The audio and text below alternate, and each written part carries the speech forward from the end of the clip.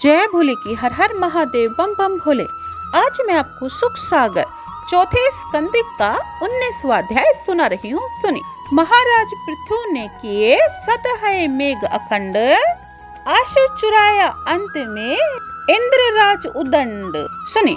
मैत्रेय जी बोले, हे विदुर, इसके अनंतर महाराज पृथु ने ऋषि मुनियों से परामर्श करके ब्रह्मावर्त नामक स्थान यानी ठोर पर जहाँ श्री सरस्वती नदी प्रवाहित हो रही है, उसके तट पर एक 100 आश्वमेघ यज्ञ करने का संकल्प यानी प्रतिज्ञा किया। आदि में यह स्थान राजा मनु का था। राजा पृथु ने उसे पवित्र स्थान पर निर्विघ्नता पूर्वक 99 यज्ञ तो समाप्त कर लिए, परंतु जब उनने 100वां अश्वमेघ यज्ञ प्रारंभ किया तो देवराज इंद्र घबराया। उसने सोचा कि राजा पृथु कहीं 100 यज्ञ पूर्ण कर लेगा तो वह मेरा इंद्रासन पद स्वाधीन कर लेगा और मुझे यहाँ से निकाल देगा। अतः मुझे चाहिए कि उसके 100वें यज्ञ में विघ्न डालूं, जिससे यह यज्ञ पूर्ण न हो सके। ऐसा विचार कर वह इंद्रराज यज्ञ के घोड़े को अपना स्वरूप बदल कर चुरा ले गया। इस चोरी के रहस्य को कोई न जान पाया, किंतु महर्षि अत्रि ने इंद्र को घोड़े की चोरी करते हुए देख लिया और शीघ्र ही अत्रि ने राजा से कहा कि देखो, इंद्र तुम्हारे घोड़े को चुरा कर भागा जा रहा है, अतः तुम अभी इससे यज्ञ का घोड़ा छीन लो, नहीं तो पुनः तुमको घोड़े का ढूंढना परम कठिन होगा। हे विदुर, महर्षि अत्रि की बात सुनकर राजा का पुत्र अपने पिता को प्रणाम कर मुनि की आज्ञा अनुसार राजा इंद्र का पीछा करने लगा और उसे ललकारता हुआ बोला, हे इंद्र ठहरो, कहाँ भागे जा रहे हो? तुम तो देवताओं के अधिपति हो, तुमको ऐसा निंदित कर्म करना शोभा नहीं देता। क्या तुम मुझे पृथु पुत्र को अभी तक नहीं जान पाए? मैं तो अभी अपने बाणों से तुम्हारा संहार कर सकता हूँ, किंतु तुम्हारा इस समय साधु वेग है और तुम देवपति कहे जाते हो।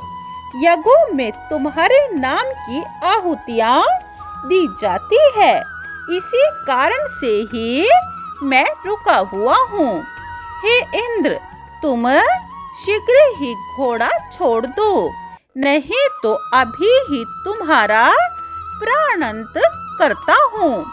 हे विदुर, ऐसा सुनकर इंद्र ने भयभीत होकर उस यज्ञ के घोड़े को तो छोड़ दिया और स्वयं अंतर्ध्यान होकर आकाश मार्ग से भाग गया।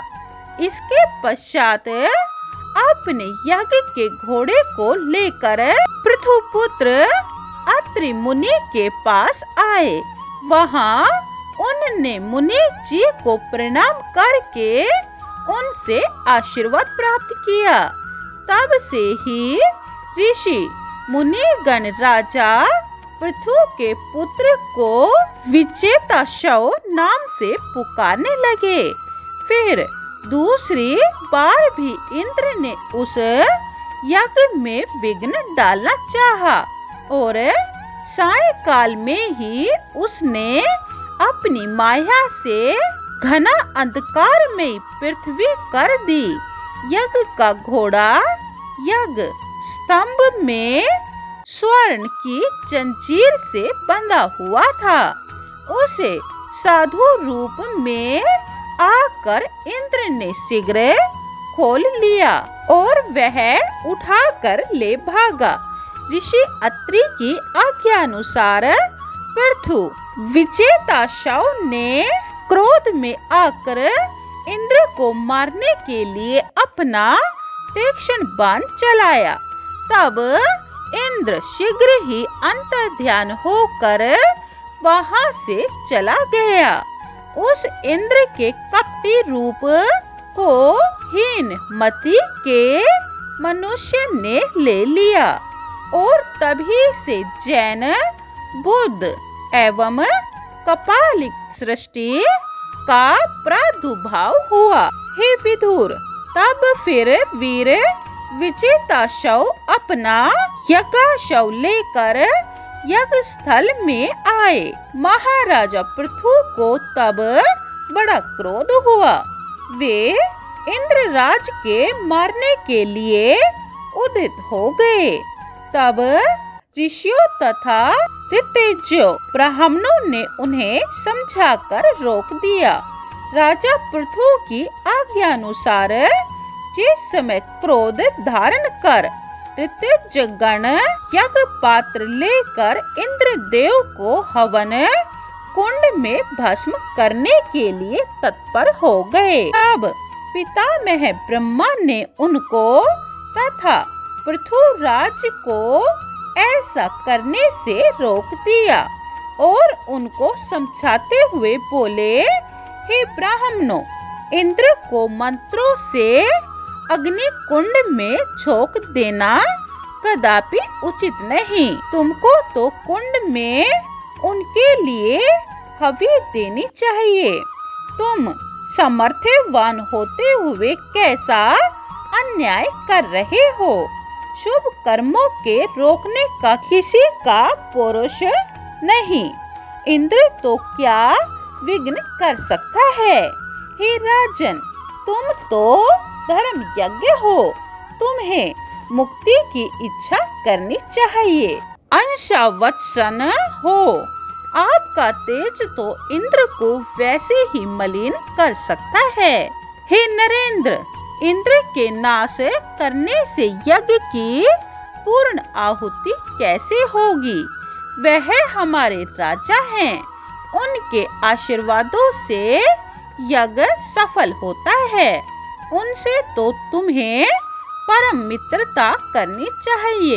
हे विदुर, ब्रह्मा जी की बात सुनकर राजा प्रसन्न हो गए और मंगल पूर्वक 100वां यज्ञ पूर्ण किया तथा इंद्र को आहुतियों द्वारा प्रसन्न किया और इंद्र से राजा ने मित्रता कर ली तथा ब्राह्मणों से आशीर्वाद पाकर कीर्तिशाली हुए। 19वां अध्याय समाप्तम। जय भोले की।